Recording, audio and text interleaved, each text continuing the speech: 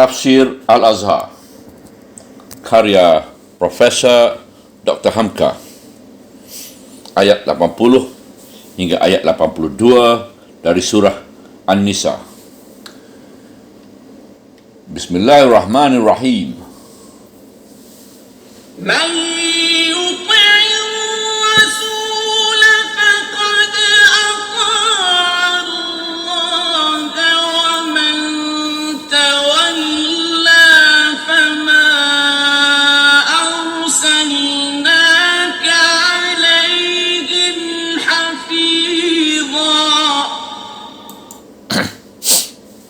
Ayat 80. Barang siapa yang taat kepada Rasul, maka sesungguhnya dia telah taat kepada Allah.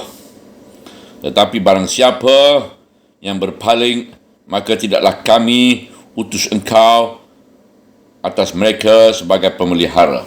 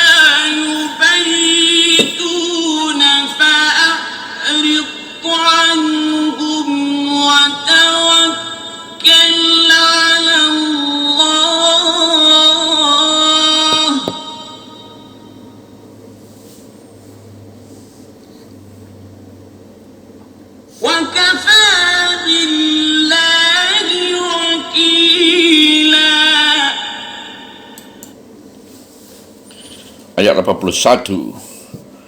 Dan mereka itu berkata, taat, tetapi apabila mereka telah berpisah daripada engkau, berbisik malam, segolongan dari mereka itu berlain dari yang mereka katakan, maka Allah akan menuliskan apa yang mereka perbisikkan malam hari itu. Lantaran itu, berpalinglah engkau dari mereka dan bertawakallah pada Allah, dan cukuplah dengan Allah sebagai pembela.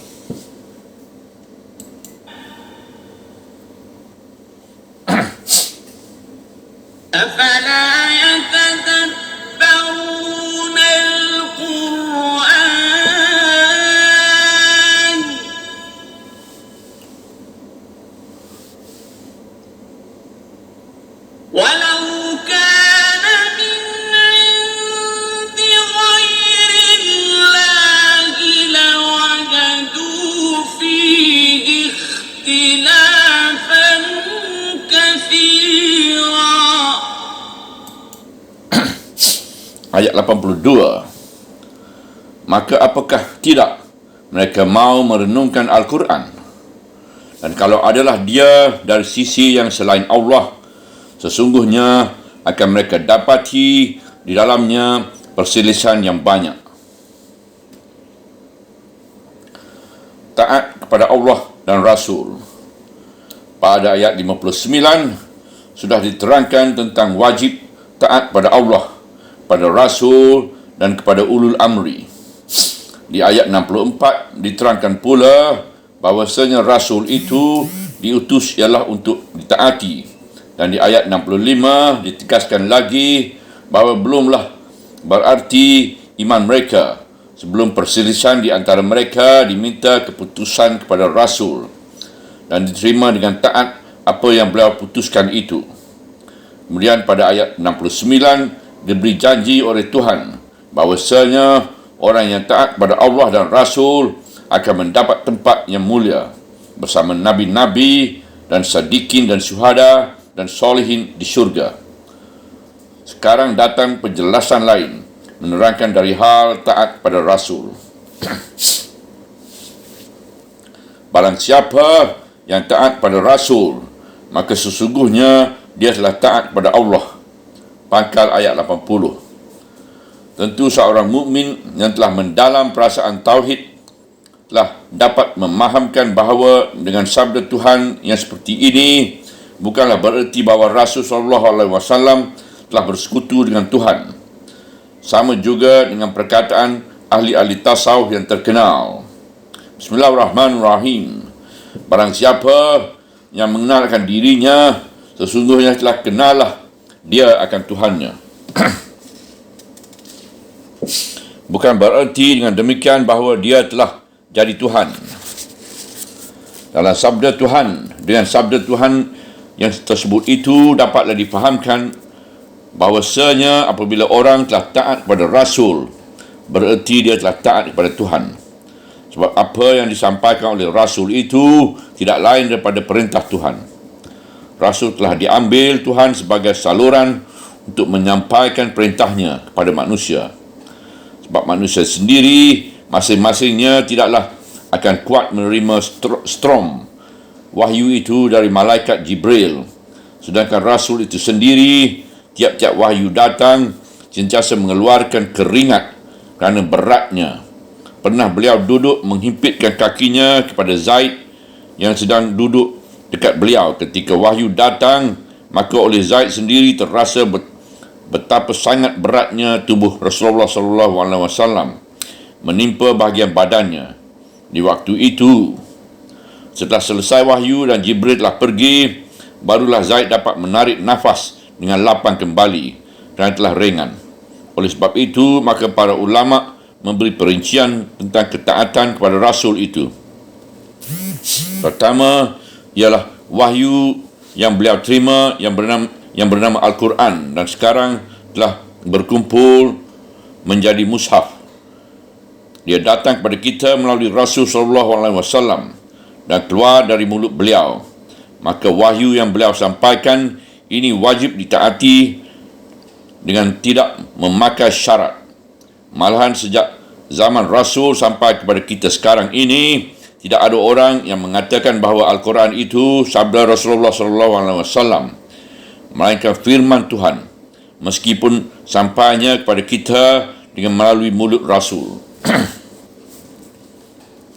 Yang kedua, yang wajib ditaati lagi ialah penafsiran beliau dengan sunnahnya atas segala perintah Tuhan yang telah disampaikan dengan wahyu itu, baik penafsiran dengan perkataan iaitu akhwal atau dengan perbuatan iaitu afal, atau perbuatan orang lain yang beliau tahu tetapi tidak beliau salahkan iaitu takrir. Yang ketiga ialah pendapat-pendapat pribadi yang beliau sendiri mengakui sebagai manusia beliau pun bisa khilaf dan bisa salah. Misalnya ketika beliau menyatakan pendapat dalam mempertimbangkan peperangan Uhud, mana yang baik bertahan dalam kota atau menyerbu ke luar kota. Pendapat pribadi beliau lebih baik bertahan saja, tetapi pendapat golongan terbanyak dari angkatan muda ialah berperang di lapangan terbuka. Beliau tinggalkan pendapatnya tadi dan beliau ikuti pendapat suara terbanyak itu.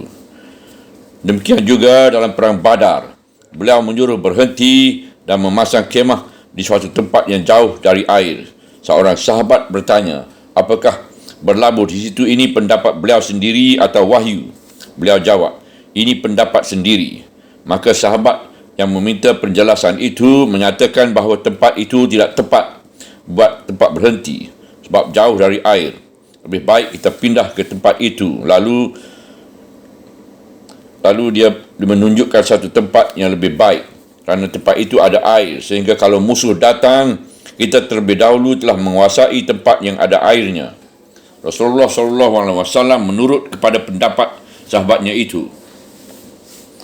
Dalam urusan duniawi, beliau sendiri pun menjelaskan bahawa kamu lebih tahu. Kamu itu ialah bersama-sama. Sebab itu beliau selalu mengajak mesyuarah dalam urusan demikian. Tetapi pimpinan tetap beliau perang. Tetapi pimpinan tetap beliau pegang. perkataan beliau, kamu lebih tahu. Ini ialah sesudah pada suatu ketika beliau mencampuri suatu hal yang tidak berkenaan dengan wahyu, iaitu tentang mengadakan pengawinan bibit kurma jantan dan betina. Ahli-ahli pertanian kurma berpengalaman bahawa sebelum bibit itu ditanam, dikawinkan tidak perlu. Kerana taat kepada Rasul, petani itu terus menanamkannya, dan beberapa waktu kemudian ternyata yang tidak melalui syarat itu tumbuh juga tetapi tidak berbuah. Sedang yang dikawinkan terlebih dahulu itu berbuah dengan lebat-lebatnya. Waktu itulah beliau berkata bahawa sebagai manusia beliau biasa khilaf. Malahan dapat kita ingat kembali penafsiran tentang seorang yang bertanya akan keadaan bulan yang mula-mula kecil laksana sabil, kemudian pernah jadi purnama, kemudian melancip kecil lagi. Lalu Tuhan menuntun beliau memberikan jawab menurut tugas beliau, iaitu bahawa penggantian bulan sabit dengan purnama itu ialah untuk menghitung waktu-waktu dan membilang-bilang bila akan mengerjakan haji. Dan beliau suruh supaya orang masuk rumah dari pintunya, surah Al-Baqarah ayat 189, yang menurut setengah ahli tafsir hendaklah menanyakan sesuatu kepada ahlinya, sedang Rasul bukanlah ahli ilmu falak dan ilmu hisab. Sungguh pun demikian para sahabat beliau untuk ta'abud banyak juga meniru perbuatan pribadi beliau, terutama Abdullah bin Umar, terkenal bahawa sembahyang dan ibadatnya yang lain persis menuruti cara beliau dalam segala hal. Bahkan di mana biasa tempat beliau berhenti berteduh kepanasan dan sebagainya, Ibnu Umar pun berhenti dan berteduh di situ. Lantaran itu, ulama-ulama memasukkan hal yang demikian kepada mandub atau mustahab atau sunnah atau sunat. Misalnya ketika beliau menganjurkan memakai madu lebah menjadi obat, atau kalau lalat masuk minuman, hendaklah benamkan terlebih dahulu seluruh badannya, kemudian baru buangkan lalat itu dan minuman itu boleh diminum terus. Ulama mengatakan bahawa dalam hal ini sagialah diikuti anjuran beliau, tetapi tidak termasuk kepada wajib, melainkan sangat baik, iaitu mustahab. Beliau sendiri kerap kali pula menjelaskan terlebih dahulu tentang suka tak suka pribadi itu. Misalnya pada suatu hari Khalid bin Walid membawa seekor dab, iaitu semacam bengkarung yang telah dikeringkan. Khalid bin Walid suka makan dab itu, lalu dia menawarkan apakah Rasul suka. Terus terang beliau menyatakan bahawa beliau sendiri pribadi tidak menyukainya, tetapi tidak melarang orang yang memakannya. Lantaran itu, maka beberapa ulama mengeluarkan pendapat bahawa memakan dab itu makruh, kurang disukai. Kata Sahibul Hikayah, dab itu kalau dimakan dapat membangkitkan syahwat kelamin. Wallahu alam. Jadi dengan serba sedikit keterangan ini, dapatlah kita fahami apa maksudnya, iaitu bahawa taat kepada Rasul artinya ialah telah taat kepada Allah, bukan kerana kita mempersekutukan Rasul dengan Allah, tetapi kerana Rasul itu diperintah Allah buat memimpin kita menjalankan perintah Allah itu. Sama juga dengan apabila kita taat pada seorang alat negara yang menyampaikan panggilan kepada kita supaya menghadap instansi yang lebih tinggi. Kita taat kerana yang disampaikan kepada kita itu adalah perintah dari atasannya. Tetapi barang siapa yang berpaling, artinya barang siapa yang tidak patuh dan taat kepada perintahku yang aku suruh engkau menyampaikannya kepada mereka, maka tidak kami utus engkau atas mereka sebagai pemelihara. Ujung ayat 80. Artinya jika mereka tidak mau taat pada perintahku yang aku suruh engkau menyampaikan, maka kami akan melakukan hukum kami. Yang melanggar itu akan kami jatuhi hukum yang setimpal. Dia menjadi berdosa dan engkau tidaklah akan memelihara atau mempertahankan mereka daripada hukuman kami itu. Kewajipan engkau adalah semata-mata menyampaikan perintah, bukan turut menentukan hukum dengan kehendak sendiri, dan bukan pula berkuasa buat membela dan memelihara mereka. Dan mereka itu berkata taat, tetapi apabila mereka telah berpisah daripada engkau, berbisik malam segelongan dari mereka itu berlain dari yang mereka katakan. Pangkal ayat 81, iaitu ketika bermuka-muka siang hari dengan Rasulullah SAW, semua mengatakan taat, setia, patuh. Semuanya serentak menyatakan kepatuhan, serentak betul-betul taat. Dengan mulutnya saja mengaku taat, sedang hatinya tidak. Sebab kemudian pada malam hari mereka yang hatinya tidak taat itu telah berkumpul, lalu memperbisikkan dalih mereka yang berbeza sama sekali daripada apa yang mereka ucapkan siang hari itu. Maka Allah akan menuliskan apa yang mereka perbisikkan malam hari itu. Tingkah laku mereka yang tidak jujur itu, yang munafik itu, tidaklah berlepas dari catatan Allah. Allah mengetahui bahawa mereka tidak jujur. Ketika berhadapan, mulutnya manis, balik belakang lain bicara. Orang-orang begini ada dalam catatan Tuhan. Maka bersabdalah Tuhan selanjutnya, lantaran itu berpalinglah engkau dari mereka. Jangan terlalu dihadapkan perhatian sehingga menyebabkan susah hati kerana tingkah laku mereka itu. Dan bertawakallah kepada Allah, kerana pertolongan Allah itu bukanlah akan bergantung pada ada atau tidak adanya orang yang seperti itu. Dan cukuplah dengan Allah sebagai pembela. Ujung ayat 81. Tentang adanya orang-orang yang demikian, yang mengucap taat ketika berhadapan, dan bila telah beralih tempat mereka berbisik lagi yang menunjukkan tidak taat, bahkan kadang-kadang mencemuh. Perlu diketahui oleh Rasul, asal tahu saja untuk menseragamkan pimpinan, tetapi jangan diambil berat, sebab jaminan Allah tetap ada. Allah akan membela-Mu. Maka apakah tidak mereka mau merenungkan Al-Quran? Pangkal ayat 82. Sebagai wahyu ilahi yang disampaikan oleh Rasulullah SAW itu, sehingga dia wajib ditaati. Renungkanlah dia baik-baik. Kamu sendiri akan merasakan bahawa ini bukanlah kata manusia, bukan karangan ahli syair, dan bukan renungan ahli tenung, dan bukan kata dari Muhammad sendiri.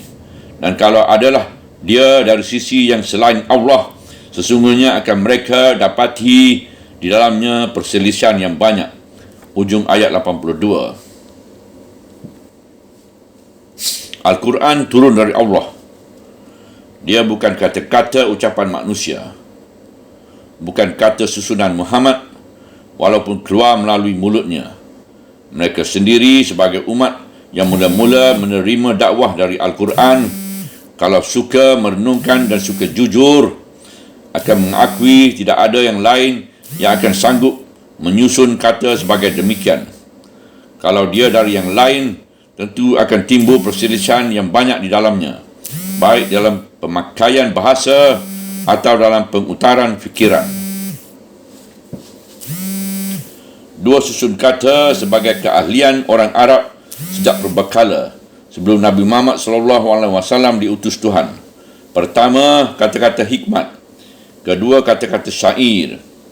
Kata hikmat pujangga masih dapat ditandingi oleh pujangga lain, tetapi ahli syair yang ternama dapat ditunjukkan kelemahannya oleh ahli kritik, meskipun dia akui bagus susunannya tetapi kurang pada makna, atau bagus maknanya tetapi kurang irama syairnya. Akan datang orang lain berkata, kalau kalimat itu ditukar dengan itu, Kalau ini ditukar dengan itu, dikemudiankan, kalau dikurangi sedikit, kalau ditambah sedikit, sayang sekali di sini kekurangannya. Ini syair bagus, tetapi sehingga kata hikmat atau syair itu jika telah diulang membacanya berkali-kali timbul kebosanan. Sekarang cubalah renungkan Al-Quran. Kamu akan mendapati di dalamnya kata bukan sembarang kata, kalimah bukan sembarang kalimah. Bertambah kamu kaji dia, bertambah berasalah ijaz, lemah dirimu menghadapinya. Satu ayat tidak berlawan dengan yang lain. Satu sabda tidak selisih dengan sabda yang lain. Bahkan yang satu menggenapkan yang lain.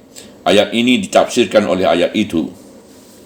Ajakan Tuhan menyuruh merenungkan Al-Quran itu telah dilakukan oleh bangsa Arab setelah mereka menerima Islam. Seorang ahli syair besar dan disayangi oleh Rasulullah SAW, yaitu Hasan bin Sabit. Syair-syairnya telah dipakai oleh Rasulullah untuk alat dakwah. Kalau ada utusan-utusan dari seluruh Arab menghadapi Rasulullah di Madinah untuk menanyakan tentang Islam, dan mereka membawa ahli syair dari kabilah mereka sebagai pelengkap perutusan di zaman itu. Rasulullah SAW menyambut mereka dengan ahli-ahli syair pula, Hasan bin Sabit, sampai Rasulullah mendoakan kepada Tuhan moga-moga Hasan bin Sabit disokong dengan Ruhul Kudus. Tapi setelah zaman penyambutan itu berlalu, kian lama syair Hasan bin Sabit kian mundur. Ilham syairnya tidak bangkit lagi. Orang bertanya kepada Hasan bin Sabit apa sebab jadi begitu. Terus terang dia mengakui bahawa jiwanya telah dipersonakan oleh Al-Quran. Sudah 14 abad sampai sekarang, Al-Quran masih tetap begitu. Pujangga-pujangga Arab, termasuk juga yang bukan beragama Islam, sebab mereka mendapat perlindungan zimmah yang luas sekali dari Islam, mengakui bahawa tidak bisa seorang menjadi pujangga Arab kalau dia tidak mengenal Al-Quran. Ungkapannya sentiasa mengesankan, iaitu actual, tidak basi kerana perubahan zaman. Di zaman dahulu, seorang pujangga bernama Abdul Qahir Al-Jurjani telah mengarang sebuah buku bernama Ijazul Quran, diuraikan satu demi satu ayat itu. Bagaimana lemah lunglainya manusia untuk menjaminnya, usahakan mengatasinya. Di zaman kita ini pun seorang pujangga yang lain, misalnya Mustafa Shadiq Al-Rafi, mengarang lagi buku dengan nama yang sama untuk menjelaskan lagi betapa lemahnya kita manusia buat menyamai usahakan mengatasinya. Nyatakanlah dia dari Tuhan, tidak dari yang lain, tidak ilham syaitan atau jin kepada seorang penyair. Apatah lagi, tidaklah dia itu kata-kata Muhammad SAW sendiri. Kalau dia dari manusia, usahakan sampai 14 abad. 14 tahun saja pun sudah habislah kuasanya. Dan herannya demikian sukar bahasa Arab, namun bangsa yang bukan Arab juga menjadi Islam dan mempelajarinya, pun kerana kena oleh storm singgagarnya, sehingga dihitung orang banyak sekali ahli-ahli Quran itu yang bukan Arab, tetapi menjadi guru dari orang Arab. Sebab itu, maka ulama-ulama Islam di zaman moden sebagai Syed Jamaluddin Al-Afghani, Syekh Muhammad Abduh, Syed Rashid Rida dan Syekh Hasan Al-Banna dan beberapa pemuka Islam yang lain lagi berkeyakinan bahawa untuk membangkitkan semangat Islam yang hidup dalam jiwa kita sesudah sekian ratus tahun melempeng, jalan satu-satunya adalah kembali menengok tita rasa dari Al-Quran. Dan untuk mengenal Al-Quran itu, sekali lagi diingatkan, taatilah Rasul. Dan dari ayat itu juga, menurut Ar-Razi, dapat difahami bahawa kita wajib memandangkan dengan tekun dan sanggup mengambil dalil. Di sini juga, kita dapat tahu bahawa taklid, iaitu menurut saja kepada orang lain dengan tidak mengetahui dalilnya, adalah satu kesalahan. Berkata Al-Hafiz Ibnu Hajar, barang siapa yang telah teliti merenungi Al-Quran dengan makna yang terkandung di dalamnya serta memelihara tafsirnya